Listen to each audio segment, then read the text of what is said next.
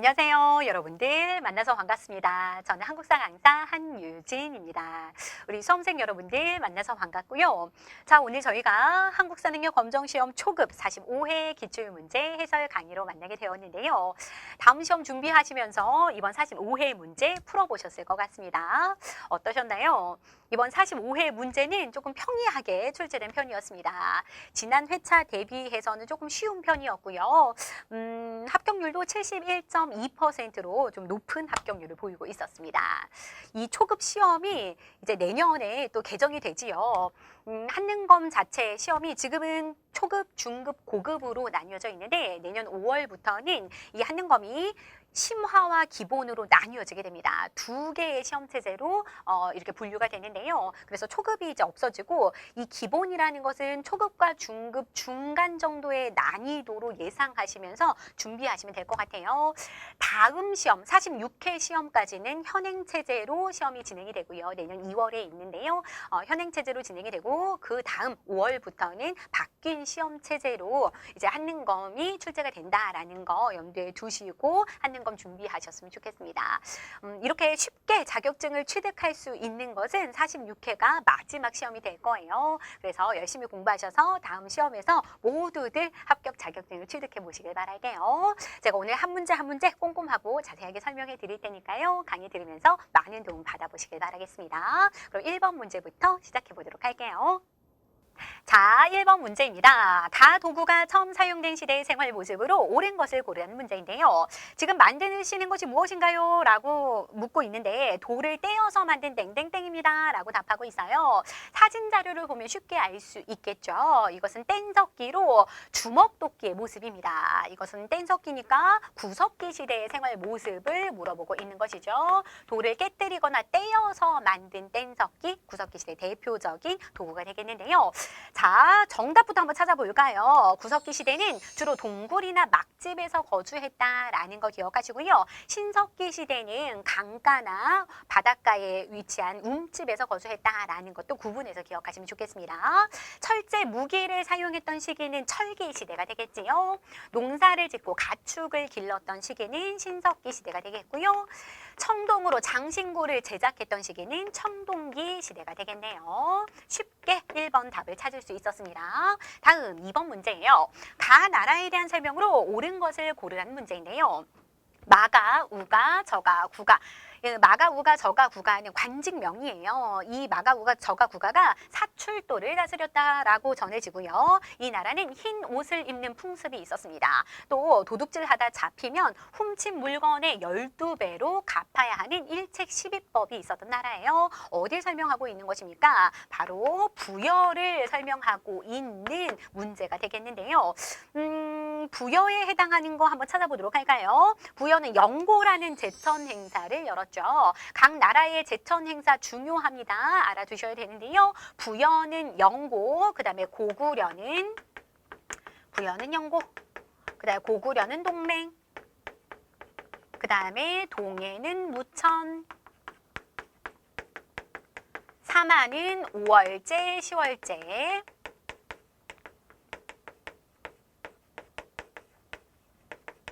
각 나라의 제천 행사는 매회 빠지지 않고 출제가 되고 있어요. 이렇게 선지로. 그래서 잘 좀 기억해 두셔야 되는데요.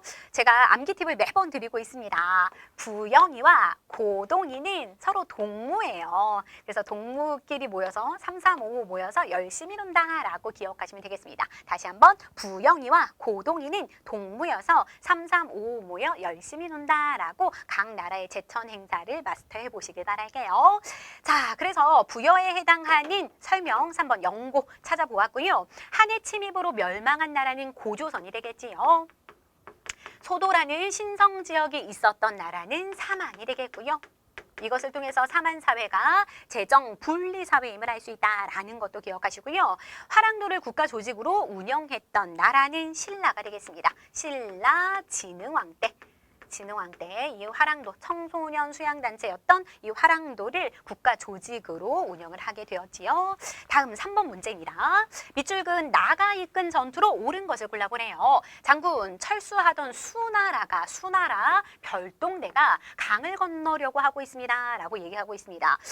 그래 이제 때가 되었다. 나와 함께 공격하러 가자 라고 하고 있는데요. 고구려의 진영에서 일어난 일이에요. 612년 무엇을 얘기하고 있나요? 고구려와 수나라의 전쟁 살수대첩을 얘기하고 있습니다. 살수대첩을 승리로 이끌었던 이 장군의 이름은 을지문덕이 되겠죠. 을지문덕. 그럼 을지문덕이 승리로 이끈 전투 살수대첩 쉽게 찾을 수 있겠지요.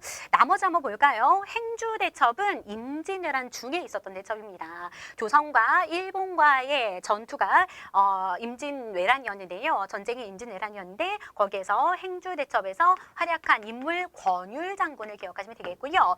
그 다음에 진포대첩은 고려 말에 고려와 외적 간의 다툼이었어요. 외적 간의 대첩이었는데 크게 승리했습니다. 그래서 이제 대첩이라는 표현을 쓰기도 하는데 이것은 최무선이 개발한 화약 화포를 가지고 왜구들을 무찔렀다라는 거. 왜구는 일본의 해적들을 얘기하는 거예요. 이건 고려 말에 왜구와의 전투였다라는 걸 기억하시면 되겠고요. 그 다음에 황산대첩은 고려 말, 역시 고려 말이고요. 이것도 역시 왜구를 격퇴한 그런 싸움이 되겠습니다. 이성계의 활약을 기억하시면 되겠네요. 정답은 1번. 다음 4번 문제입니다. 각 나라의 문화유산으로 옳은 것을 고르라는 문제인데요. 문화유산과 관련된 문제에 정말 많이 출제가 되고 있죠. 한능검에서는 가장 많이 출제의 비중이 높은 파트가 정치사 파트고요. 그 다음이 문화사 파트예요. 특히 문화사 파트는 이렇게 사진 자료를 통해서 기억하는 것이 중요하다라는 그런 당부의 말씀을 드릴게요. 공부하실 때 그냥 글줄로만 공부하지 마시고 꼭 이렇게 사진 자료를 통해서 공부해 보시길 바랄게요. 정확한 명칭은 모르셔도 됩니다. 정확한 명칭을 몰라도 이것이 어느 나라의 문화유산인지는 반드시 알고 계셔야 돼요. 여기 보니까 김수로의 건국 이야기가 나왔어요. 김수로가 건국한 나라 어디입니까? 금관가야 물어보고 있는 거죠. 금관가야. 연맹왕국의 형태였고요. 가야가 연맹왕국이었죠. 그리고 낙랑과 외와 무역을 했습니다. 철을 바탕으로 이제 무역을 했다라는 거. 가야의 특징이 되겠는데요. 그러면 가야의 문화유산, 금관가의 문화유산 뭐가 있나요? 철제 판가봇이 될 수 있겠습니다. 철이 많이 나는 곳이었죠. 그래서 철로 판가봇과 투구 이런 것들을 만들었다라는 거 기억하시고 금동대양로는 백제의 문화유산이고요. 그 다음 호명 그릇은 고구려에서 만들었는데 신라 무덤 호총에서 발견이 되었지요.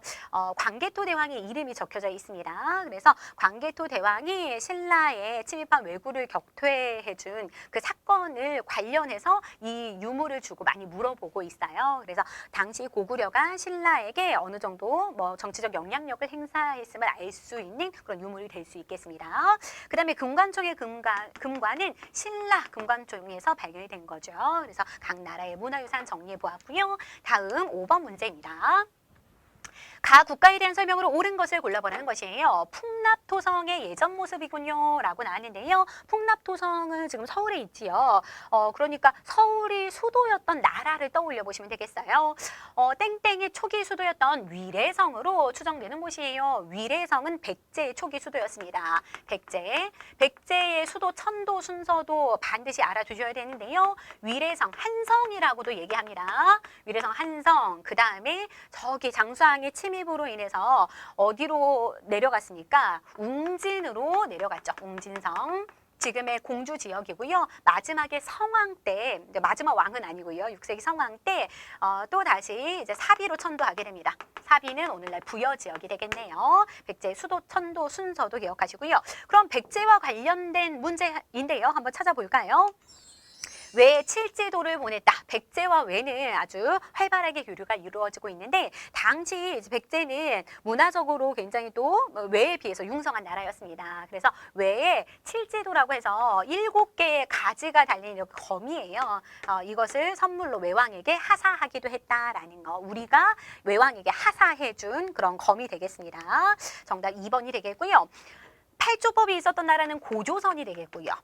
독서 삼풍가를 실시했던 거 통일신라가 되겠지요. 통일신라 원성왕 시기에 독서 삼풍가라는 것은 무엇이냐면 국학생들, 또 신라시대 때 그 국학생들을 대상으로 독서 능력을 평가하는 거예요. 즉 이 독서라는 것은 유교 경전의 이해 능력을 평가하는 거죠. 그래서 그것을 평가해서 상중하로 나누고 그것을 관리 임용에 반영했던 그런 제도가 되겠습니다. 동맹을 열어서 하늘에 제사를 지냈다. 앞에서 제가 제천 행사 해드렸는데 부영이와 고동이는 이라고 얘기했죠. 이거는 고구려의 제천 행사예요. 고구려가 동맹이라는 제천 행사가 있었다라는 거 기억해 두시면 되겠네요. 다음 6번 문제입니다. 가에 들어갈 문화유산으로 옳은 거 골라보래요. 삼국시대의 문화유산인데요. 전라북도 익산시에 있는 석탑이래요. 목탑의 양식에 반영된 석탑이고요. 여기에서 복원 과정에서 금제 사리장원구와 봉황기가 발견이 되었습니다. 익산에 있는 석탑 무엇인가요? 익산 미륵사지 석탑을 얘기하고 있는 것이죠. 정답은 4번이 되겠고요. 이것은 백제의 탑이다라는 것도 기억해 두시고요. 그 위에 있는 정림사지 5층 석탑, 이거는 부여에 있는 탑으로 역시 백제의 탑이 되겠습니다. 그다음에 분황사 모전석탑은 신라의 탑이죠. 신라 선덕여왕 때 만들어진 탑이다라는 거 기억하시고요. 그다음에 불국사 다보탑은 통일신라 시기에 만들어진 탑이 될 수 있겠습니다. 역시 문화유산은 나라하고 매칭하는 것이 중요하니까요. 어느 시대에 어떤 나라의 문화유산인지 잘 정리해 주시길 바랄게요. 7번 문제입니다. 밑줄근 국가의 수도가 위치했던 곳을 지도에서 옳게 찾아보라는 것인데요. 견훤이 국가를 세우고 왕위에 올랐다는 군이라고 얘기하고 있어요. 견훤이 세운 국가 무엇인가요? 후백제죠. 후백제. 후백제가 어디를 도읍으로 나라를 건국했는지를 알면 되겠습니다. 당시 완산주를 도읍으로 정하고 후백제를 건국했어요. 900년에. 완산주 오늘날 어디인가요? 전주 지역이죠. 한번 찾아볼까요? 다에 있네요. 전주. 백제 부흥을 내세우면서 이제 후백제를 건국했다라는 이야기지요. 그러면 후백제를 세운 건 견훤이고 완산주를 도읍으로 세웠는데 901년에 궁예가 세운 나라가 또 있습니다. 어디인가요? 후고구려죠. 후고구려는 개성 지역의 도읍으로, 지금 그러니까 그 당시 명칭으로는 송악입니다. 송악을 도읍으로 해서 후고구려를 건국을 했고요. 수도를 또 옮기게 돼요. 철원으로 나중에 옮기게 되고 국호 이름도, 나라 이름도 후고구려에서 마진태봉으로 바꾸게 된다라는 것까지 후고구려도 정리해 볼 수 있었으면 좋겠습니다.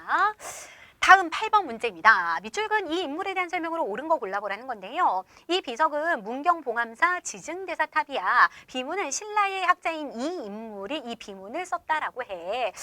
이것만 보고는 잘 모르겠지요. 좀 더 읽어볼까요? 이 인물은 육두품 출신으로 당에서 빈공과에 합격한 후에 관직 생활을 하다가 신라로 돌아왔대요. 저서로는 개원필경이라는 중요한 키워드 주고 있습니다. 누구인가요? 육두품 출신으로서 빈공과에 합격했고, 빈공과라는 건 당나라에서 외국인들을 대상으로 하는 과거 시험을 얘기하는 거예요. 거기에 합격했고 또 신라에 돌아와서 진성여왕에게 개혁안을 바치기도 했죠. 하지만 그것이 반영되지 못합니다. 개원필경이라는 저서를 썼던 인물, 육두품 출신의 유학자 최치원을 얘기하고 있는 거예요.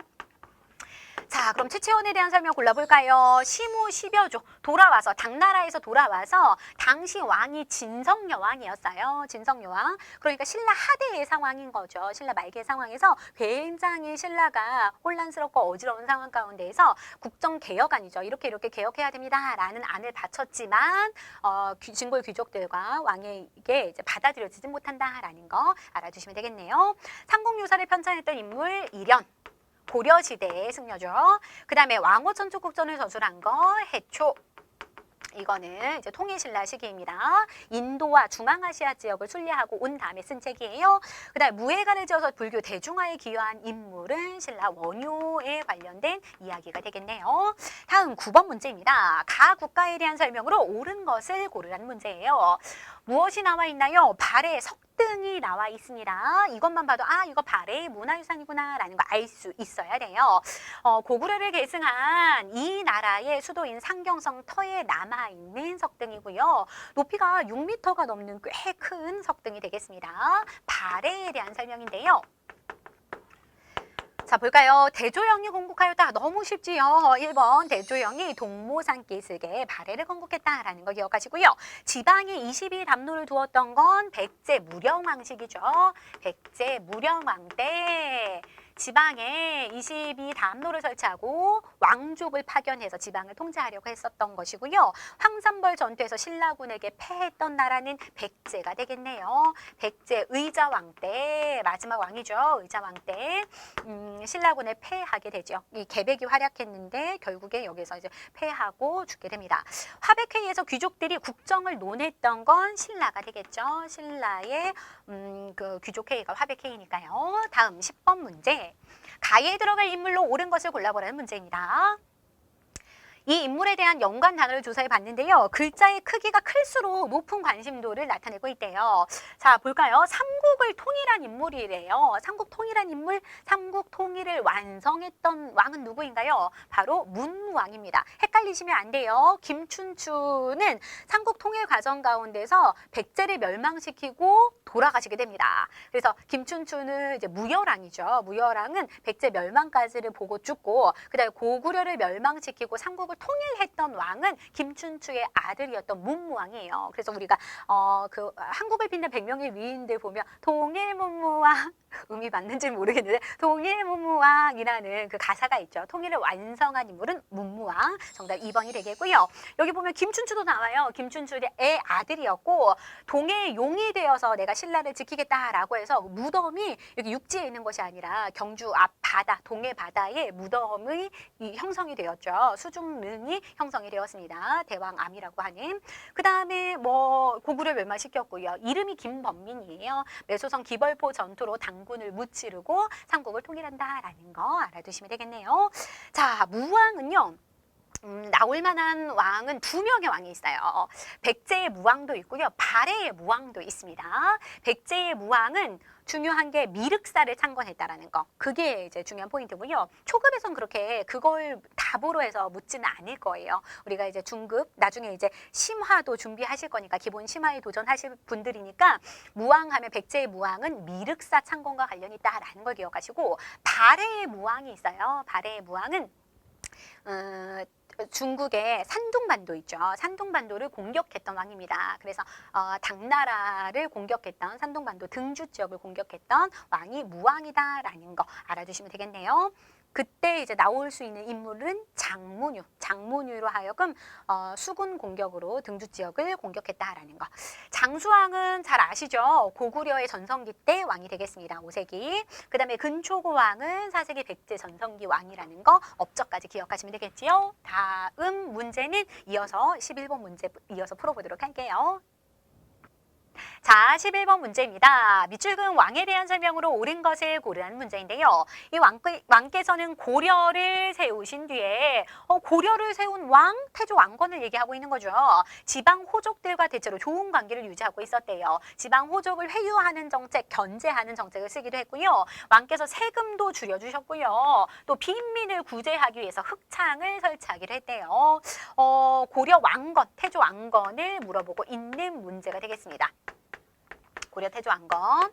그럼 이에 업적으로 옳은 거 한번 골라볼까요? 대광현 등 발해 유민을 받아들였다라는 거 맞는 설명이 되겠죠.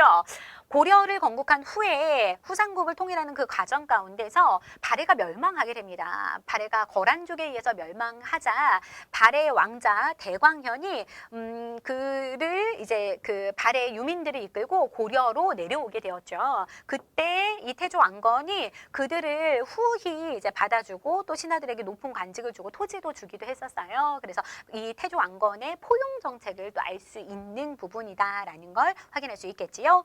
훈민정음을 창제했던 건 세종이 되겠고요. 나당 동맹을 체결했던 건 김춘추입니다. 김춘추가 진덕여왕 때 시기였어요. 진덕여왕 시기에 당으로 건너가서 나당 동맹을 체결하게 되었고요. 김춘추. 그 다음에 북한산에 순소비를 세웠던 것은 신라 전성기 진흥왕 때의 업적이 되겠지요. 자, 12번 문제입니다. 가에 들어갈 인물로 옳은 것을 골라보래요. 대각국사 땡땡이 나와 있습니다. 대각국사 하면 의천이다라는 거 알 수 있겠지요. 대각국사 의천. 왕자로 태어나서 문종의 아들이었어요. 즉 왕족이다라는 거 알 수 있겠고요. 천태종을 개창했다라고 나와 있습니다. 이 천태종이라는 것은 교종을 중심으로 선종을 통합한 종파였어요. 불교 종파. 그의 일생을 만나보세요. 의천 1번 쉽게 고를 수 있겠고요. 해초는 앞에서도 나왔는데요. 통일신라 시대 때 승려로서 왕호 천축국전 인도와 그다음에 그 주변의 중앙아시아 지역을 순례하고 온 후에 왕호 천축국전을 썼던 승려이고요. 원효는 무예가를 지어서 이렇게 불교를 대중화하는 데 공헌했던 인물이고요. 그다음에 묘청은 고려 시대의 승려죠. 서경 천도 운동을 주장했던 인물입니다. 서경에서 서경 천도 운동을 주장했지만 이것이 잘 되지 않자 서경에서 난을 일으키고 결국에는 이제 죽게 되는 인물이었죠. 그것이 실패로 돌아가면서 이제 죽게 됩니다. 다음 13번 문제예요. 선생님의 질문에 대한 학생의 대답으로 옳은 것을 골라보래요. 몽골식 복장이 유행했고요. 그 다음에 원에 공녀로 끌려가는 여인들이 있었어요. 공녀로 이렇게 받쳐지는 여인들이 있었고, 몽골식 복장, 뭐 호복이나 변발 같은 거, 머리 모양, 뭐 이런 것들이 유행을 했다고 합니다. 즉, 이 시기는 어느 시기라는 걸 알 수 있어요. 고려 원간섭기라는 걸 알 수 있을 거예요. 원나라 간섭기. 자, 볼까요? 이 장면을 볼 수 있었던 시기의 모습, 고려 원간섭기의 모습을 찾아보라는 것이죠.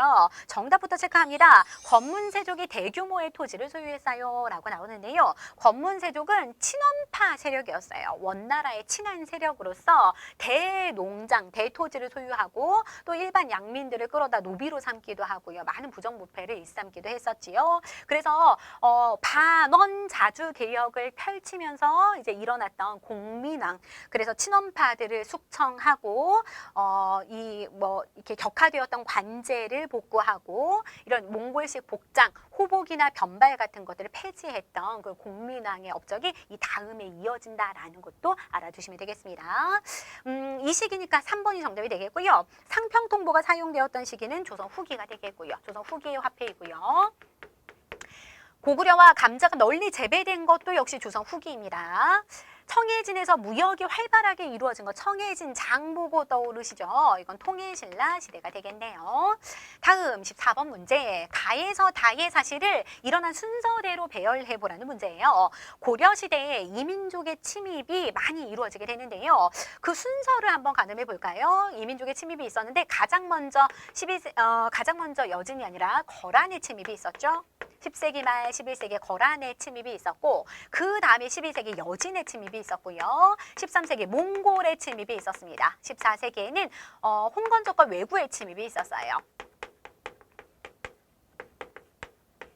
이런 외적들, 밖에서 쳐들어오는 이 외적들에 우리가 어떻게 대항했는지 그 내용까지를 정리해 두시는 게 참 중요합니다. 순서는 이래요. 거란, 여진, 몽골, 홍건적, 왜구인데 그 순서 한번 나열해 볼게요. 윤관이 여진을 정벌했다라는 거, 윤관이 별무반을 편성해서 여진을 정벌한 거, 이 여진 정벌이니까 이 두 번째 오는 것이 되겠죠. 서희가 소손영과 외교 담판을 벌인 거, 이건 거란 1차 침입 때입니다. 거란 1차.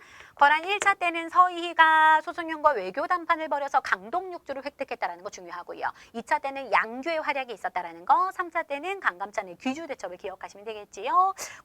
그리고 다음에 한번 볼까요? 김윤우가 나왔어요. 몽골 2차 침입 시기입니다. 몽골 2차 침입 때 처인성 전투에서 김윤우가 크게 이제 적장 살리타를 사살하면서 크게 공을 세우게 되지요. 순서대로 하면 거란, 여진, 몽골의 순서가 되겠네요. 나, 가, 다의 순서가 되겠습니다. 다음 15번 문제예요. 다음 가상 인터뷰에 등장한 왕의 업적으로 옳은 것을 고르라는 문제인데요. 균역법을 제정해서 백성들의 군역 부담을 덜어주었고요. 청계 청계천도 정비했습니다. 라고 나와 있습니다. 균역법을 제정했던 인물 누구인가요? 영조이죠. 또 청계천이 자주 범람을 했습니다. 그래서 청계천을 다시 준설했던 왕도 영조이다라는 거 업적 기억해 보시길 바랄게요. 균역법은 군포를 두 필에서 한 필로 줄여준 제도였습니다. 나머지 한번 볼까요? 영조의 업적으로 탕평책을 실시했다라는 거. 탕평책은 영조, 정조 모두 실시하는 정책이었는데요. 영조와 관련해서는 이 탕평책을 알리기 위해서 탕평비를 건립한다라는 것까지 기억해 두시면 되겠습니다. 척화비를 건립했던 건 누구인가요? 통상수교 거부 의지를 밝혔던 흥선대원군 집권 시기가 되겠고요. 그 다음에 집현전을 설치했던 거 세종이 되겠고요. 그 다음에 전국을 8도로 나뉘었던 것은 조선 초기 태종 시기의 일이다라는 거 정리해 두시면 되겠습니다. 다음 16번 문제. 조선 후기에 땡땡이라고 나왔는데요. 가에 들어갈 신분으로 옳은 거 골라보라는 것이에요. 조선시대의 신분을 물어보고 있는 것이죠. 나는 사역원에 소속이 된 역관이요. 역관은 통역해주는 사람들 얘기하는 거예요. 이 통역해주는 역관들을 길러냈던 곳이 사역원이었군요. 나는 도화서에서 일하는 화원이요. 화원은 그림 그리는 사람들이죠. 그리고 나는 전의감에 소속된 의관이요. 오늘날 의사, 아픈 사람 치료해주는 의관들 있었다라는 거. 역관, 화원, 의관은 모두 다 조선시대 중인 출신이었습니다. 중인 신분이었어요. 조선시대 신분을 보면 가장 상에 이제 양반이 있었고요. 그 다음에 중인, 그 다음에 상민, 그 다음에 천민으로 구분해 볼 수 있어요. 이렇게 양반, 중인, 상민, 천민, 조선 전개는 이랬는데 나중에 이제 조선 후기 양난을 거치면서 임진왜란 병자호란을 거치면서 신분제도가 동요되죠. 그래서 이런 식으로 바뀌게 됩니다. 양반, 중인, 상민, 천민으로 이렇게 나뉘어지게 된다라는 것도 알아두시면 좋겠네요. 다음 17번 문제예요. 가에 들어갈 문화유산으로 옳은 것을 고르라는 건데요. 자. 글씨가 새겨진 목판에 먹물을 바르고 종이를 덮어서 똑똑 두드리니까 글자가 찍혀 나온대요. 우리가 찍어내고 있는 이것은 이 내용의 한 부분이에요. 이것은 고려시대에 부처의 힘으로 몽골의 침략을 물리치려는 마음을 담아서 만들어진 것입니다. 라는 거 보면 쉽게 알 수 있겠네요. 팔만대장경이 되겠지요. 이것은 목판으로 제작이 되었다라는 거. 강화도에 가서 몽골 침입을 부처의 힘으로 막기 위해서 제작한 불경 판전이라는 걸 기억하시면 되겠네요. 그 대장경이라는 걸 기억하시면 되겠네요. 이것은 합천 해인사에 보관이 되고 있고요. 그리고 이것은 유네스코 세계 기록유산에 등재가 되었다라는 것도 정리해 두시면 되겠습니다. 삼국 사기는 김부식이 쓴 현재 존재하는 최고라는 것은 가장 오래되었다라는 것이에요. 가장 오래된 역사서가 되겠죠. 현존하는 가장 오래된 역사서 김부식이 고려시대 때 편찬한 역사서고요. 기전체로 편찬했고요. 유교적 합리주의 사관으로 편찬된 것이 삼국사기입니다. 직지심체 요절 고려시대 때 최초로 금속 활자로 제작이 된 그런 그러니까 그 불경이에요. 불교의 내용을 담고 있는 거죠. 직지심체 요절 상권 학원으로 나뉘어서 지금은 학원만 저기 프랑스 국립도서관에 보관 중이다라는 거. 현재 존재하는 가장 오래된 금속 활자본이다라는 거. 역시 유네스코 세계 기록유산이고요. 월인천 강제곡은 세종 때 만들어진 거예요. 세종 때 금속 활자로 만들어졌고 이것은 불교 찬가의 내용입니다.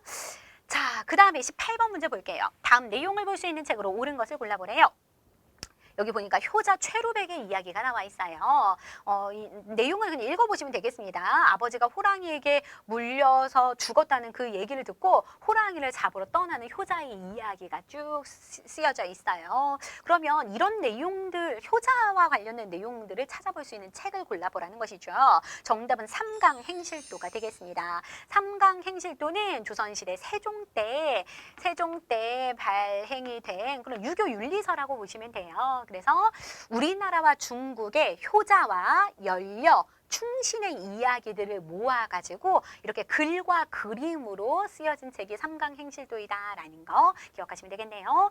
여기 도로 끝나죠. 이게 그림도예요. 백성들이 글을 모르는 백성들도 있기 때문에 글과 그림으로 이렇게 해서 뭐 충이나 효의 개념들을 그런 윤리 이념들을 알리려고 했다라는 걸 알아두시면 되겠습니다. 칠정사는 세종 때 만들어진 역법서예요. 역법서, 날짜 계산할 수 있는 거거든요. 한양을 기준으로 한 역법서라는 게 중요합니다. 원래 그 전까지는 중국의 역법서를 사용했어요. 근데 중국과 우리나라는 시차가 다르지요. 그래서 한양을 기준으로 해서 선체를 관측해서 만든 역법서가 되겠고요. 근데 농사직설 역시 세종 때 만들어진 책입니다. 농서예요. 우리나라 농토 현실에 맞는 농사책을 썼다라는 거, 써서 발행했다라는 거, 이때 이제 간행이 되었다라는 걸 기억하시고요. 근데 동의보감은 광해군 때죠. 광해군 때 편찬된 의서라는 거, 의학 서적이 되겠습니다. 다음 19번 문제입니다. 가 인물이 한 일로 옳은 것을 골라보래요. 가족은 이자춘과 이방원이 있고요. 주변 인물로는 정도전 있습니다. 우리가 아는 인물들만 한번 체크해 볼까요? 아버지고 아들인데 아들 이방원은 잘 알 거예요. 그리고 정도전과 함께 조선을 건국했다라는 것도 잘 알 겁니다. 대표적인 사건 위화도 회군으로 정치 군사적 실권을 장악했고 조선을 건국했던 인물이다. 태조 이성계 얘기하고 있는 거죠. 함흥차사 이야기. 그 아들 태종 이방원이 아버지에게 차사를 보냈는데 막 이게 오는 차사들 다 죽이게 되었죠. 태조 이성계. 조선을 건국한 태조 이성계의 업적을 물어보는 것입니다. 볼까요? 수도를 한양으로 옮겼다라는 것이 정답이 될 수 있겠는데요. 조선 건국 과정에서는 시험 문제 잘 나오는 게 이거 잘 나와요. 요위와 반조한. 어떻게 해서 조선이 건국되었는지 요동정벌을 나서게 됩니다. 그런데 이성계가 위화도에서 회군을 하지요. 군대를 돌렸다라는 것이에요. 그리고 조선 건국에 참여했던 신진사대부들의 경제적 기반을 마련해주기 위해서 토지제도 개혁을 해요. 그게 과전법이었고요. 그리고 반대파를 제거합니다. 이렇게 정몽주 같은 온건파 사대부들을 제거하고요. 조선 건국에 반대하는 세력을 제거하고 그 다음에 조선 건국하고요. 그 다음에 한양으로 천도한다라는 것이에요. 그래서 이 순서, 어렵게 나오면 이 조선 건국 과정의 순서를 물어보는 문제 나올 수 있으니까 요위과 반조한이라는 흐름을 기억하시고요. 한양천도, 수도를 한양으로 옮겼다라는 거, 이성계의 업적이라는 거 쉽게 찾을 수 있겠습니다. 사군육진을 개척했던 것은 세종이 되겠지요. 여진을 정벌하기 위해서, 여진을 치기 위해서 사군, 압록강유역의 사군을, 두만강유역의 육진을 개척했고요. 그 다음 삼정 이정청을 설치한 것은 철종 때의 일입니다. 이 철종 시기에 여기저기서 농민봉기가 많이 일어나요. 진주 농민봉기도 일어나고 또 이 진주 농민봉기를 시작으로 전국적으로 임술 농민봉기가 일어나게 됩니다. 그래서 그에 대한 대책으로 마련한 게 삼정이정청이라는 임시기구였어요. 당시 이 철종 시기에 농민봉기가 막 일어나게 된 이유는 바로 삼정의 문란 때문이었습니다. 그 시기가 세도 정치 시기였기도 했고, 그리고 삼정의 문란, 삼정의 문란이라는 것은 세금 걷는 제도에 문란함이 있었다라는 것이에요. 그것을 개혁하고자 만든 임시관청이 삼정이정청이다라는 거 알아두시고요. 하지만 크게 실효를 거두지는 못합니다. 효과는 없었다라는 거. 노비안건법을 실시했던 거는 광종이 되겠지요. 광종은 호족들이 불법적으로 소유한 그런 노비들을 검사해서 일반 양인으로 환원시켜주는 제도인 노비안건법을 실시했어요. 그렇게 해서 호족들의 세력을 약화시키고 왕권을 강화시키려고 했다라는 거 알아두시면 되겠습니다. 다음 20번 문제, 가에 들어갈 그림으로 옳은 것을 골라보라는 건데요. 신윤복 풍속화 특별전이라고 신윤복의 그림을 찾아보라는 것이에요. 신윤복은 조선 후기 풍속화가라고 볼 수 있겠지요. 신윤복의 작품을 보면 주로 이제 여성들, 남녀 간의 사랑 등을 그린 그림이 참 많습니다. 단오풍정이 해원 신윤복의 그림이고요. 작품들이 나오면 누구의 작품인지 보다는 이게 어느 시대의 작품인지를 좀 기억하는 게 참 중요해요. 누구의 작품인지는 신윤복과 김홍도만 구분해 두시면 되겠습니다. 김홍도의 그림을 보면 논가리 여기 있죠. 이건 조선 후기의 작품이에요. 이것도 역시 조선 후기의 작품이고요.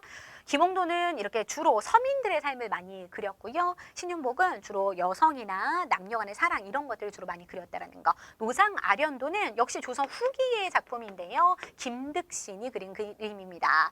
노상에서 양반을 아련한다라는 거예요. 그래서 상민이 양반 사람한테 이렇게 절을 하고 있는 모습이죠. 이 양반이 지나갈 때까지 이렇게 엎드리고 있었어야 됐어요. 그 다음에 고사관수도는 조선 전기의 작품이에요. 강희안이 그린 그림이 되겠습니다. 어느 시대의 작품인지도 구분해 주시면 되겠네요. 이어서 21번 문제 풀어보도록 하겠습니다. 자, 21번 문제입니다. 밑줄근 이 전투로 옳은 것을 고르라는 문제인데요. 여기 그림을 보니까 하객진의 모습이 나와 있습니다. 몇 개의 판옥선으로 일본 배를 유인하는 것이에요. 그래서 이렇게 깊숙한 곳으로 들어와서 우리나라 남해의 지형이 이렇게 섬이 많다라는 것이 특징이죠. 그래서 다른 배들은 숨어 있다가 일본 배가 깊숙이 들어오면 학이 날개를 펼친 모양으로 이렇게 쭉 일본 배를 둘러싸는 것입니다. 이게 바로 학이 날개를 펼쳤다라는 하객진 전법인데요. 자, 이 하객진 전법을 펼쳐서 크게 승리한 대첩 무엇인가요? 임진왜란 때 한산도 대첩이 될 수 있겠지요. 정답은 4번이고요. 이순신 장군이 활약했다라는 거 쉽게 알 수 있을 겁니다. 임진왜란 3대첩 하면 여기 나와 있는 진주대첩, 그리고 한산도 대첩, 권율의 행주대첩이 있다라는 것도 기억하시고요. 진주대첩에서 활약한 장군은 김시민 장군이 되겠네요. 역시 임진왜란과 관련이 있고요. 귀주대첩이 이번에 나와 있는데요. 귀주대첩은 앞에서 거란이 1차, 2차, 3차에 걸쳐 쳐들어왔는데 3차 때 귀주에서 이 강감찬이 활약했다라고 얘기했습니다. 강감찬의 귀주대첩, 이건 거란 3차 침입 때 일이다라는 거. 청산리 대첩에서 활약했던 장군은 김좌진 장군이 되겠습니다. 김좌진 장군이 독립군 북로군정서 부대를 이끌고 또 다른 부대와 연합 부대였어요. 다른 독립군들을 이끌고 이 청산리 대첩에서 크게 승리했다라는 것도 정리해 두시면 되겠습니다. 다음 22번 문제예요. 다음 가상 대화에 등장하는 왕의 업적으로 옳지 않은 것을 골라보라는 것입니다. 전하, 드디어 수원화성이 완성되었습니다. 수원화성을 건설한 왕이 되겠네요. 정조가 되겠죠. 정조. 자, 수원화성의 모습이 쭉 나와 있고요. 그럼 정조의 업적이 아닌 거 골라볼까요? 장용령을 설치했다. 장용령이라는 것은 정조 때 만든 국왕 친위 부대예요. 군 부대입니다. 국왕을 보위하는 그런 국왕 친위 부대가 되겠고요. 경국대전을 편찬했다라는 것은 경국대전을 세조 때부터 편찬하기 시작해서 세조 성종 때 완성이 됩니다. 성종 때. 그러니까 훨씬 전 일이죠. 정답은 2번이 되겠고요. 초계 문신제를 실시하였다. 초계 문신제는 뽑힌 관리들 중에 젊고 유능한 관리들을 다시 선발하는 거예요. 그래서 유능한 관리를 뽑아서 다시 재교육을 시키는 것입니다. 그러니까 똑똑한 사람들 뽑아서 다시 교육시키는 제도였다라고 생각하시면 되겠고요. 근데 규장각은 왕실의 도서관 역할을 했지요. 그래서 여기 이것은 뭐 학술을 연구하기도 하고 정책을 연구하는 그런 기구로서 정조의 왕권 강화를 뒷받침해줬던 기구였다라는 거 정리해 두시면 되겠습니다. 다음 23번 문제예요. 가에 들어갈 문화유산으로 옳은 거 골라볼까요? 딱 그림만 봐도 문화유산에 관심이 있는 분들은 좀 아실 거예요. 경복궁 근정전의 모습이죠. 여기 보니까 1395년에 궁이 완성되었고요. 1592년 전란으로 이 궁궐이 불타게 됩니다. 임진왜란으로 소실되게 되지요. 그리고 나서 1867년 흥성대원군의 주도로 다시 세워지게 됩니다. 경복궁을 중건하게 되지요. 그럼 경복궁과 관련된 이야기니까 쉽게 찾을 수 있겠지요. 다음 24번 문제.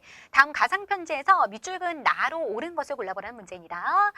어제 나는 조선에 잘 도착을 했대요. 청에서 배운 것과 보고 들은 것이 공부에 많은 도움이 되었대요. 청을 다녀왔나 봐요. 그래서 청에서 보고 들은 것이 참 도움이 많이 된다라고 글을 쓰고 있어요. 벽돌을 이용해서 건물을 짓고 또 수레를 이용해서 물자를 나르는 이런 여러 가지 모습이 인상적이었어. 나는 그동안 기록했던 내용을 정리해서 열하일기로 펴낼 생각이요. 열하일기를 썼던 학자, 실학자 누구? 박지원을 물어보고 있는 문제가 되겠습니다. 청나라 열하 지역을 다녀온 후에 쓴 책이에요. 그래서 청의 그런 선진된 문물들 이런 것들을 수용하자라고 주장을 했고요. 중상학파 실학자죠. 상공업을 중시하는 그런 실학자였고요. 열하일기 또 양반전 이런 책을 썼다라는 거 알아두시면 되겠습니다. 실학자에서는 저서를 좀 알아두셔야 돼요. 어떤 실학자가 어떤 저서를 썼는지. 박제가도 중상학파 실학자로서 북학의라는 책을 썼다라는 걸 기억하시고요. 역시 청나라의 그런 문물을 수용하자라는 거, 상공업을 발전시키자. 또 박제가에서 기억해야 될 것은 소비론을 강조했다라는 거예요. 우물론을 주장하면서 그 소비를 강조했다라는 것도 같이 기억해 두시면 되겠고요. 홍대용은 의산문답. 의산문답에서 지구 지전설을 강조했죠. 지구가 스스로 돈다라는 자전한다라는 거죠. 지전설을 강조했던 인물이고요. 역시 중상아파 실학자였습니다. 송시열이라는 인물은 실학자는 아니었어요. 노론 계열에서 노론의 영수, 즉 노론에서 가장 우두머리 역할을 했던 사람입니다. 이 사람은 효종 시기에 북벌론을 주장했어요. 그러니까 청의 선진의 문물을 수용하자가 아니라 북을 청나라를 정벌하자라는 주장을 펼쳤던 인물이에요. 다음 25번 문제입니다. 다음 자료에서 두 번째 답사의 곳에 대한 설명으로 옳은 것을 골라보래요. 여기 보니까 대한제국의 역사 현장을 답사해 보려고 하는데요. 덕수궁 석조전 고종 황제가 아관파천 이후에 러시아 공사관으로 피신을 했다가 덕수궁, 경운궁으로 환궁을 하죠. 덕수궁 석조전 대한제국의 역사가 담겨 있는 곳이고요. 그다음 환구단터, 이 환구단에서 하늘에 제사를 올리고 황제 즉위식을 하고 대한제국을 선포한 것이에요. 그래서 이거에 대해서 묻고 있는 것입니다. 두 번째 답사할 곳이니까. 그래서 이곳에서 고종이 황제 즉위식을 올렸다라는 거 알아두시면 되겠죠. 오늘날 조선호텔 앞에 있어요. 그래서 환구단이라는 그 건물 자체는 사라졌고 옆에 황궁어의 모습을 볼 수 있지요. 환구단터, 여기에서 황제 즉위식을 올렸다라는 거 알아두시고요. 갑신정변이 시작된 곳은 어디입니까? 우정총국이 되겠네요. 근대식 우체국이라고 생각하시면 돼요. 우정총국 개국 축하연 때 갑신정변이 시작이 되었고요. 명성황후가 시해된 곳은 어디였습니까? 경복궁, 건천궁이었어요. 경복궁에서 시해당하게 되고, 그 다음에 조선군이 프랑스군과 전투를 벌인 곳은 어디인가요? 강화도 정족산성이 되겠네요. 정족산성. 양원수 부대가 프랑스군을 격퇴하지요. 이것은 경인 양요 때의 일이 되겠습니다. 다음 26번. 밑줄근 이 운동의 전개 과정에서 있었던 일로 옳지 않은 것을 골라보래요. 사진 속의 모습은 이 운동을 주도한 전봉준이 재판을 받기 위해서 이송되는 장면을 묘사해 놓은 것인데요. 무슨 운동인가요? 전봉준이 활약했던 운동, 동학농민운동을 얘기하고 있는 것입니다. 1894년에 있었던 농민운동이죠. 자, 동학농민과 관련 없는 것 찾아볼까요? 집강소가 설치되었다. 집강소는 전라도 53개 고을에 설치한 농민자치기구예요. 이 동학농민군들이 정부에 제출했던 거, 요구했던 거, 이것은 패정개혁 아니었죠. 이렇게 개혁을 해주세요라는 걸 요구했었는데요. 그것을 이 집강소를 바탕으로 실천해보려고 노력했어요. 집강소를 설치하고 패정개혁안을 스스로 실천하려고 했었다라는 걸 기억하시고, 한성조약이 체결된 건 이거 동학농민운동과 관련이 없습니다. 한성조약은 갑신정변 이후에 체결된 거예요. 갑신정변 이후에 일본과 한성조약을 체결해서 배상금 같은 것을 일본에 지불하게 되었던 거죠. 정답은 2번이 되겠고요. 백산에서 4대 강령이 발표되었다라고 나오는데 이 선지 좀 어려울 수 있어요. 초급에선 좀 어렵습니다. 중급이나 고급에서는 잘 나오는 선지인데 초급에서는 어려워서 3점짜리 문제로 출제가 되었네요. 이 농민군들이 백산에서 4대 강령을 발표했는데 이 4대 강령의 내용은 크게 이제 핵심 내용은 그거예요. 반외세, 반봉건을 담고 있습니다. 반봉건, 악습, 구습 이런 것들에 반대한다. 안으로는 탐악한 관리에 머리를 베고 이런 표현이 있어요. 그래서 탐관오리의 부정, 부패에 반대해서 일으켰다라는 걸 담고 있는 거고요. 그 다음에 외세에 반대한다라는 내용이 담겨 있어요. 이것이 동학농민운동의 성격이기도 합니다. 반외세, 반봉건. 그 다음에 농민군이 황토현에서 승리를 거두었다라는 거. 황토현 전투에서 정부군을 상대로 처음으로 승리했지요. 황토현 전투. 그 다음에 황룡촌 전투. 그 다음에 전주성을 점령해 나간다라는 거. 그 흐름을 기억하시면 되겠네요. 다음 27번 문제입니다. 가에 들어갈 제도로 옳은 것을 골라보래요. 자, 볼까요? 100년이 걸린 개혁이래요. 100년에 걸쳐서 이 개혁이 이루어지게 되었는데요. 여기 보니까 그림으로만 나와 있는데 특산물 대신에 예전엔 특산물로 세금을 냈다라는 것이에요. 그런데 이거 대신에 토지 결수에 따라서 쌀포 동전으로 세금을 내게 했어라고 나오죠. 이거 무엇인가요? 대동법을 얘기하고 있는 거죠.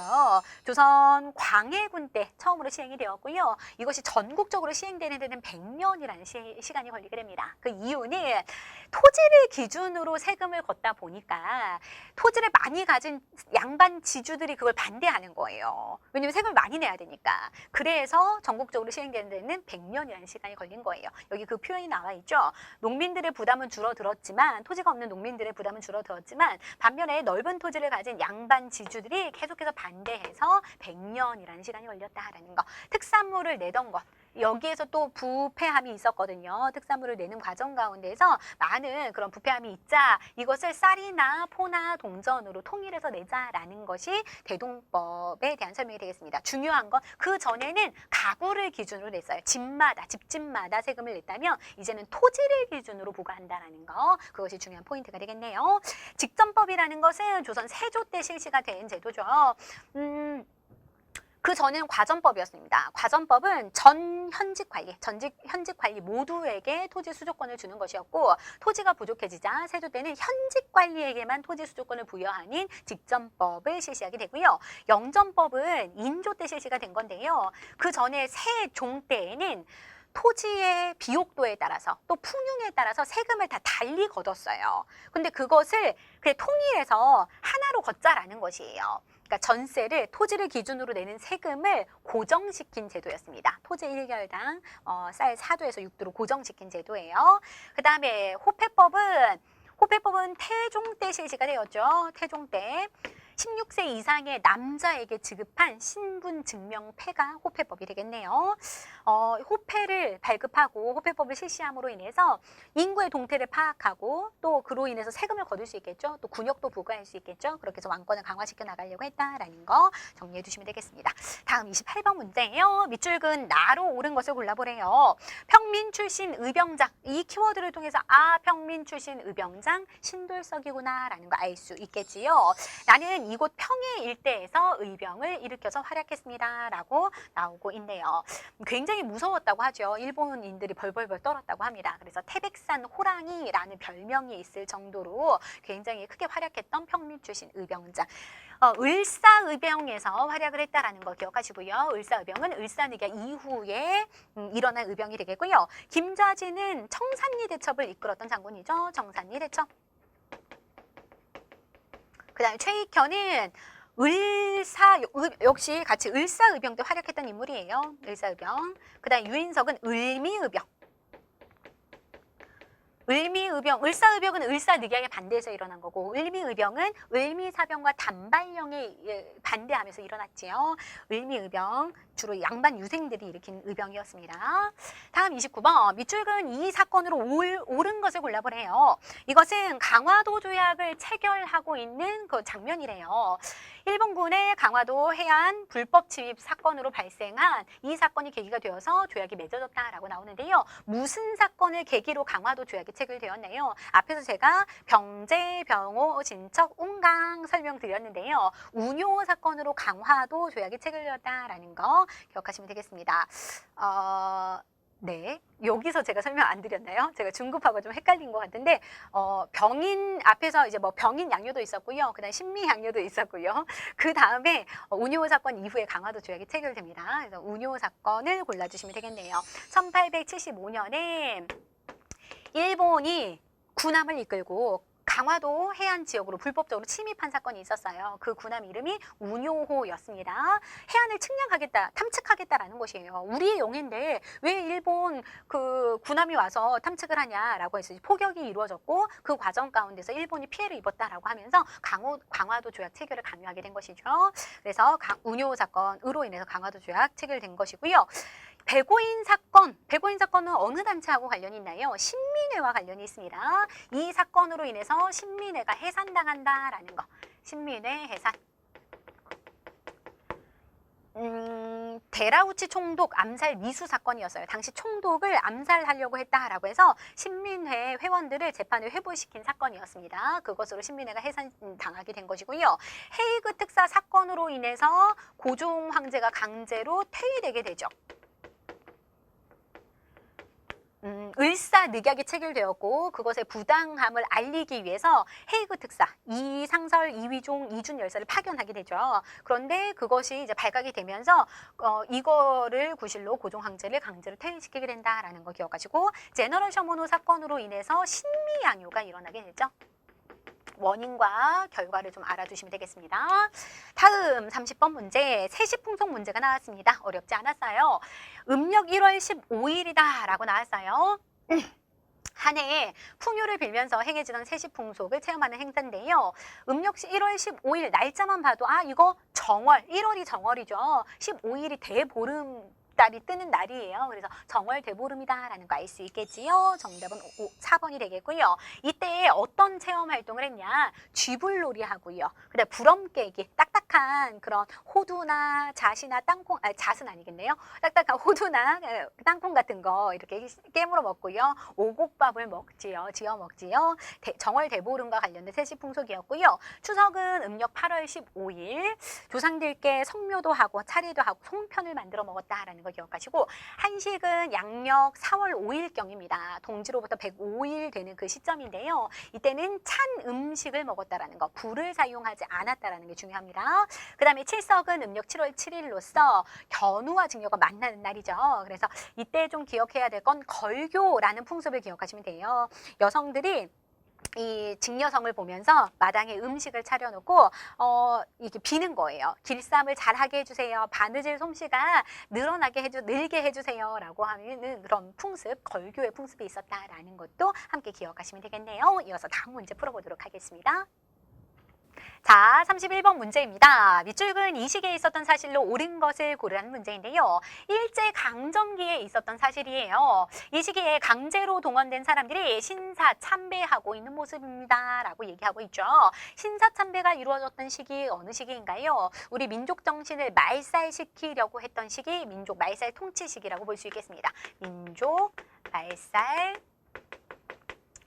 정책의 일환으로 우리나라의 신사를 세워놓고 일본 신사를 세워놓고 이것에 강제적으로 참배하게끔 이렇게 시키고 있는 모습이죠.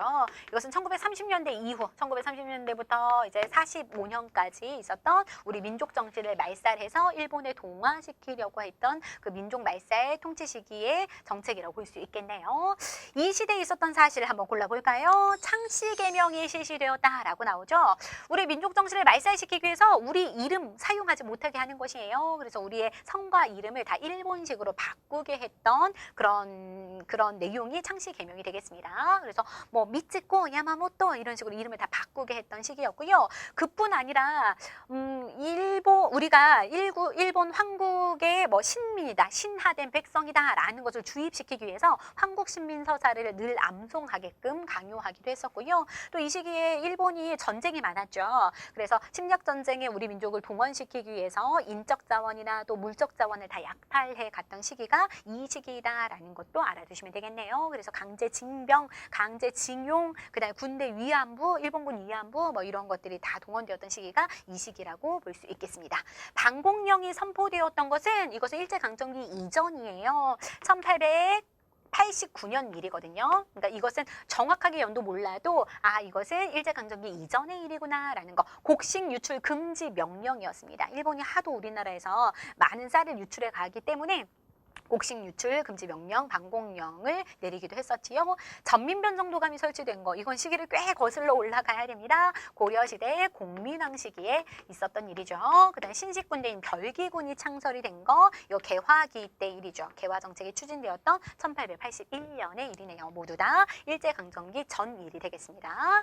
다음 32번 문제, 가에 들어갈 교육기관으로 옳은 거 골라보라는 문제예요. 땡땡땡을 주제로 한 학생들이 제작한 뮤지컬이 화제래요. 이회영을 비롯한 신민회 회원들이 주도해서 만주에 세운 강습소, 무엇인가요? 신민회 회원들이 주도해서 만든 강습소, 신흥강습소를 얘기하는 것이죠. 여기에서부터 출발한 이것은 신흥강습소가 신흥무관학교의 전신이죠. 이것이 신흥무관학교로 발전하게 됩니다. 신흥무관학교를 묻고 있는 문제네요. 이것은 독립군을 양성할 목적으로 세워졌습니다. 신흥무관학교라는 뮤지컬이 이제 흥행을 하기도 했었죠. 있지요. 자, 볼까요? 그러면 신흥무관학교 정답을 찾았고요. 나머지 선지 한번 분석해 보도록 하겠습니다. 대성학교는 신민회 회원 중에 안창호 선생이 만든 학교였어요. 하지만 이것과는 관련이 없고요. 독립군 양성을 목적으로 한 것은 아니고 민족 교육을 목적으로 설립한 학교였고요. 평양에 설립했지요. 안창호는 대성학교, 이승우는 오산학교 기억하시고요. 유경공원은 정부에서 만든 관립학교예요. 유경공원, 말에서 알 수 있듯이 영재를 육성한다라는 의미를 담고 있습니다. 양반 자제들을 중심으로 신지식을 이제 교육했던 그런 정부가 주도해서 만든 그런 관립학교라고 볼 수 있겠고요. 그 다음에 황푸공관학교, 이거는 우리나라가 아니라 중국 국민당의 순원이 만든 군사 간부를 양성하기 위한 학교였어요. 우리나라의 김원봉이 만든 의열단이 여기에 입교해서 이제 군사 훈련을 받기도 했었습니다. 다음 33번 문제. 밑줄 그은 이 인물로 옳은 것을 골라보라는 것이에요. 맞바꾼 시계, 굉장히 유명한 일화죠. 이 인물이 죽음을 각오하고 상하이 훈커우 공원에서 여기서 의거를 일으키기 전에 더 이상 쓸 일이 없어진 자신의 6원짜리 시계, 6원짜리면 굉장히 비싼 시계입니다. 이 시계를 김구의 2원짜리 시계와 맞바꾸고 있는 모습이에요. 그러면 상하이 훈커우 공원에서 의거 활동을 했던 인물 윤봉길 의사를 찾으라는 문제가 되겠죠. 한인 애국단 소속이었다라는 거 기억하시고요. 역시 이봉창 역시 한인 애국단이라는 거 알아두셔야 돼요. 김구가 만든 그런 조직이었고요. 이봉창은 일본 도쿄에서 일왕이 탄 마차에 폭탄을 던졌지만 이것도 이제 이 거사가 아깝게도 이제 실패하게 되고요. 그 이후에 이제 윤봉길은 큰 성과를 내게 되죠. 그래서 중국 국민당으로부터 큰 지원을 받게 됩니다. 임시정부가 그 이후부터 중국으로부터 큰 지원을 받게 된다라는 거 기억하시고, 강우규는 대한 노인단 소속이에요. 노인단. 그래서 오늘날 서울역 부근이거든요. 거기에서 사이토 총독에게 폭탄을 던지려고 했는데 폭탄을 던졌는데 이것도 안타깝게 이제 실패하게 되었습니다. 노인으로서 이제 크게 의거 활동을 했던 인물이고요. 그다음에 김원봉은 의열단을 만든 인물이기도 했었지요. 다음 34번 문제. 다음 장면에 해당하는 사건으로 옳은 거 골라보래요. 여기 보니까 깃발을 통해서 어떤 나라 사람들이 모였는지 확인할 수 있겠지요. 여기는 영국이고요. 그 다음에 여기는 소련이고요. 그 다음에 여기는 미국의 깃발이 나와 있네요. 미영소가 모여서 논의를 했대요. 한반도에 임시적인 민주정부를 수립하는 거. 그 다음에 미소공동위원회를 설치하는 거, 신탁 통치의 실시 내용을 결정을 했습니다. 이것이 결정된 회의 무엇인가요? 우리나라가 1945년 8월 15일에 광복을 맞이한 후에 정부를 수립하기 위해서 논의를 하게 되었는데 1945년 12월, 그해 12월이죠. 모스크바에서 삼국 외상들이 모여서 회의를 한 것이에요. 그것이 바로 모스크바 삼국 외상 회의가 되겠습니다. 1945년 12월이라는 거. 여기서 결정된 내용이 이 세 가지 내용이에요. 모스크바 삼국 외상 회의의 내용은 너무너무 중요합니다. 알아두셔야 돼요. 이것으로 인해서 이제 미소공동위원회가 바로 이제 개최가 되지요. 1차, 2차. 하지만 결렬되면서 그 문제를 유엔에 이제 넘기게 됩니다. 그러면서 이제 정부 수립이 어떻게 이루어지는지 그 과정을 쭉 아셔야 현대사에서 문제를 맞을 수 있어요. 현대사에서는 우리나라 정부 수립이 어떻게 이루어지는지 그 과정을 파악하는 것이 굉장히 중요한 포인트라고 볼 수 있겠습니다. 얄타 회담은 광복이 되기 전에 1945년 8월 15일 광복되기 전에 45년에 있었던 회담이에요. 여기서 좀 중요한 거는 소련이 이 대일전에 참전하겠다라는 것이었어요. 참전하는 그런 내용을 담고 있습니다. 그러니까 거의 이제 광복 거의 가까운 시점에서 소련이 거의 이제 숟가락 얹기로 들어오게 되었습니다. 그래서 이제 우리나라가 냉전으로의 영향으로 이렇게 분단이 되게 된 하나의 원인이 되기도 했었던 것이고요. 카이로 회담은 1943년에 한반도의 독립을 논의한 최초의 회담이었어요. 그리고 이것이 이제 나중에 또 다시 재확인받기도 했었지요. 파리 강화회의는 1919년에 신한청년당에서 파리 강화회의에 김규식을 이제 보내어서 독립청원서를 제출하기도 했었습니다. 파리 강화회의는 이제 나중의 일입니다. 나중의 일이 아니라 이거는 일제강점기 때 일인가 훨씬 이전의 일이죠. 1919년의 일이니까요. 자, 그 다음에 35번 문제를 볼게요. 다음 퀴즈의 정답으로 옳은 것을 골라보라는 것인데요. 어린이날이라고 쓰여져 있어요. 이 포스터는 어린이날을 홍보하기 위해서 제작이 된 것이래요. 어린이날은 이 사람이 주도해서 만들어졌다라고 하는데 우리 어린이들은 잘 알고 있을 겁니다. 누구인가요? 바로 방정환 선생이죠. 이 방정환 어린이날 관련해서는 하나의 종교도 기억하시면 좋아요. 천도교의 소년운동. 천도교의 인물이었어요. 천도교 3대 교주였던 손병희의 사위였습니다. 그래서 천도교의 인물로서 어린이날 소년운동을 전개했던 인물이다라는 거 같이 기억해 두시면 좋겠습니다. 안창호는 흥사단을 만들었고 그 다음에 안창호는 또 신민회의 회원이기도 했다라는 거 기억하시고요. 신채호는 민족주의 사학자이자 언론가였죠. 조선 상고사나 그다음에 조선사 연구초 이런 한국의 우리 조선의 고대사 연구를 통해서 민족 의식을 고취시키려고 했고요. 김소월은 진달래꽃으로 굉장히 유명하지요. 민족 그런 정신들 이런 것들을 자극하는 그런 시들을 써서 또 민족 정신을 고취시키려고 했습니다. 일단 36번 문제, 가에 들어갈 학습 주제로 옳은 것을 골라보래요. 3.15 부정선거. 뭐 이승만 하야 이것만 봐도 이거 4.19 혁명이구나 라는 거 알 수 있겠죠. 3.15 부정선거로 인해서 4.19 혁명이 일어나게 되었고 이승만이 하야하게 되었습니다. 그 과정 가운데 있었던 일이에요. 뭐 계엄령이 선포되어서 그것들을 진압하려고 했었고 교수단이 시위하면서 교수단이 시국 선언을 했었죠. 그러면서 이제 이승만이 하야하게 되는 거고요. 2.28 민주운동은 3.15 부정선거 있기 전에 저기 대구 지역에서 학생들 중심으로 일어난 민주운동이었습니다. 3.15 부정선거를 규탄하는 시위에 나갔다가 마산상고 학생이었던 김주열이 여기서 실종되고 한 달 후에 이제 마산 앞바다에서 떠오르면서 이 4.19 혁명의 그런 기폭제가 되기도 했었던 인물이었죠. 4.19 혁명 물어보고 있는 것이고요. 그 다음에 6월 민주항쟁, 5.18 민주항쟁 쭉 있는데요. 여기서 민주화 운동 이 세 가지는 좀 알아두셔야 돼요. 가장 먼저 있었던 것이 4.19 혁명, 그 다음에 1980년에 있었던 5.18 민주화운동, 광주 지역에서 일어난 거죠.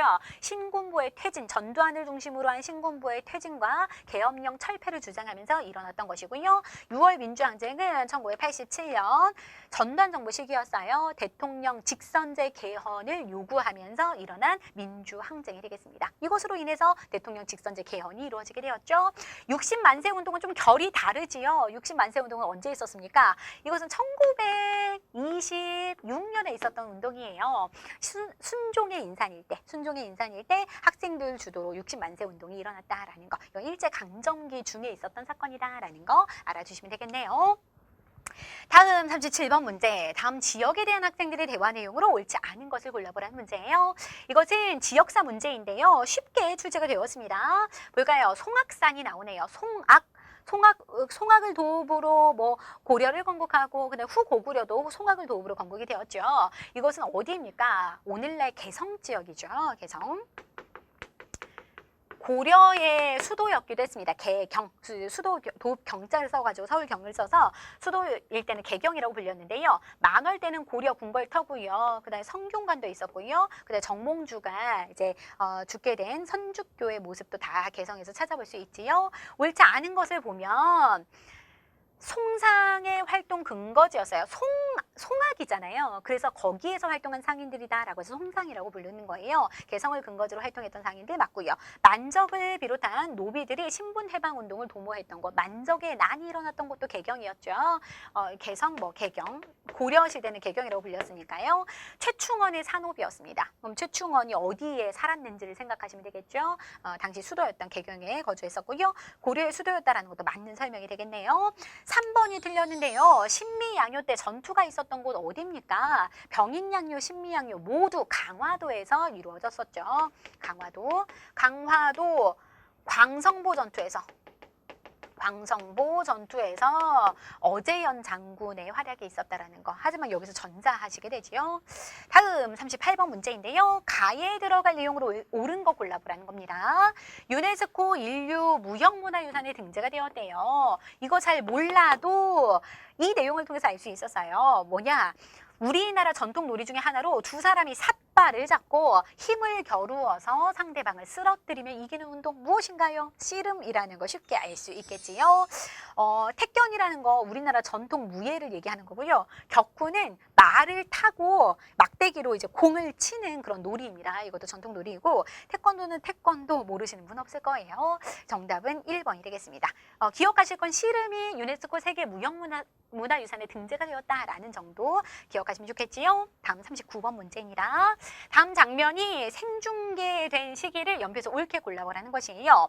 굴렁쇠를 굴리는 어린이의 모습을 잡고 있는데요. 화합과 평화를 소망하는 올림픽 정신을 표현하고 있습니다.